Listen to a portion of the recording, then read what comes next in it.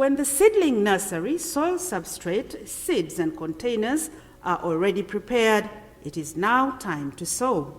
For short duration seedlings like watermelon and cucurbits that only take 8 to 12 days in containers, make sure that raised beds are ready or almost finished for transplanting.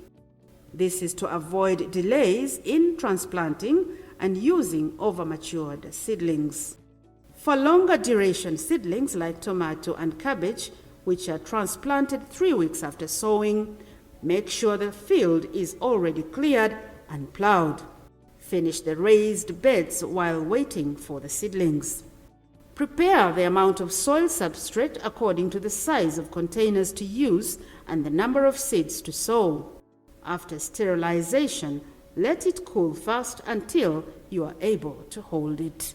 Fill the containers with the soil substrate. Tap the containers or push the soil lightly to compress. This makes sure that the container is full. Open the pack of seeds. Commercial certified seeds can be treated with fungicides and insecticides to give initial protection against diseases and insect pests. If seeds are colored red, green, or blue, it is most likely that by film coating, a pesticide is added to the seeds.